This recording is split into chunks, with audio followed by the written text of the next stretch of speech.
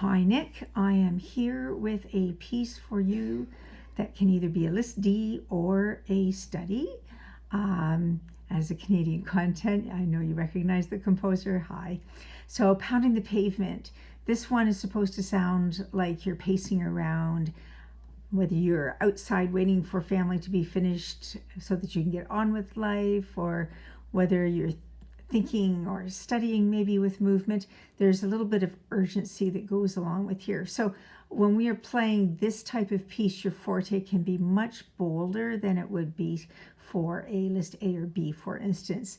And in here, I actually wrote that your thumb can be constantly used on one. So we're not going for a delicate Mozart sound because, hey, it's not Mozart.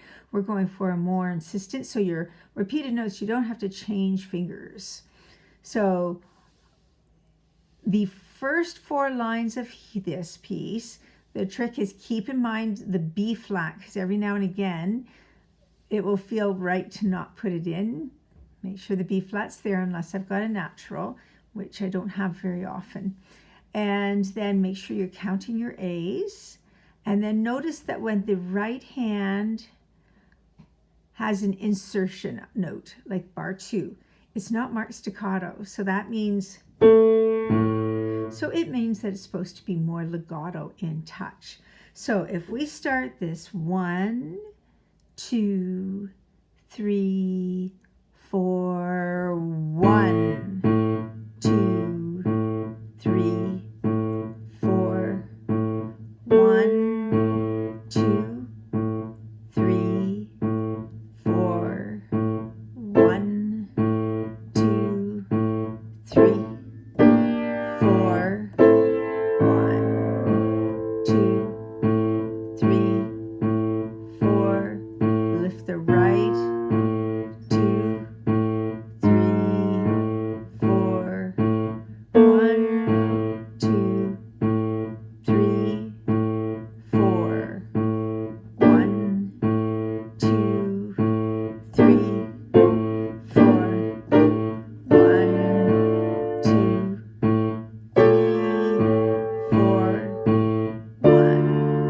So that's my first section, those first 8 bars, which are really all just an introduction. Through that whole thing, we have an A note over and over and over again. That's on the dominant of D minor, which is what key that we are in here. And when chords happen to change in the right hand over top of a left hand insistent tonic or dominant, that's actually a kind of unessential note that we're doing in Theory 9 soon, called the pedal point.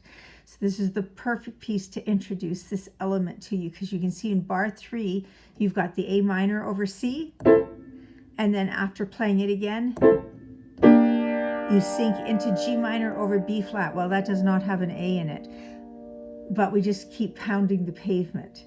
That A is there. Now notice that I don't have staccato notes on that A. It's not up. It's a very insistent down. So that means when I play staccato in the right hand and it's an up as a sharp up, that means that they are both coming up at different rates.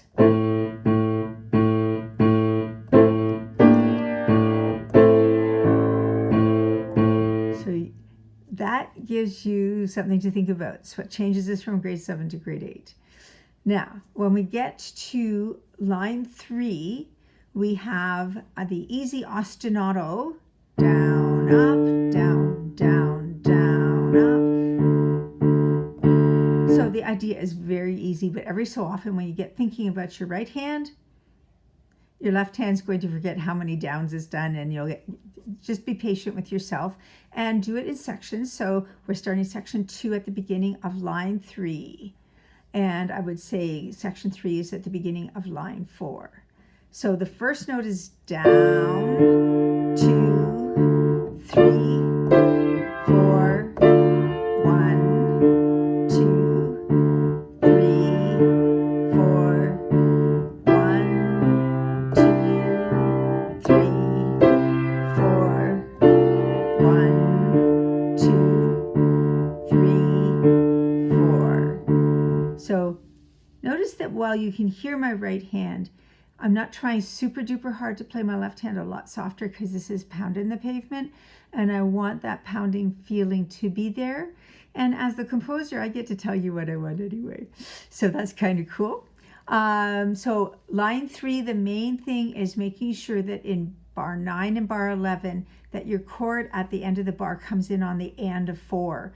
Because if you wait a split second, it actually ends up coming in on the downbeat of the next bar, which is not syncopation. That's making it too logical, and I wasn't wanting it to be logical. So now if we look at line 4, your assignment for next week would be 4 lines. We have another session like line 3, but there's a few chords added. We're starting softer this time. 1, 2, 3, 4. 1, 2, 3, 4. 1, 2, 3, 4. 1, 2, 3, 4. I was about to miss the B flat in measure 15, as I had warned. It sat in my head about missing the B flat, so then I was about to do it. So I had to stop and make sure. That's a G minor at that spot. And that in measure 13 at the end of the bar, it is E diminished over G. Because a lot of people make a little slip and they either make it a B natural or a C. And either one of them can sort of sound okay, but that's not what I've got written down. So for future reference, if you decide that you want to go on, we do need to watch where we have slurs later on in this piece, so that when you have bars like bar 34 and you got, so you can hear that I will be doing a 5/4 to make sure that the slur is sounded, and it's an illusion because there's no way you can slur everything. You don't have enough fingers, but the top note stays slurred. Top note slurred. Now there I went 5. Now notice this one is a C natural the first time. Join, lift, rest.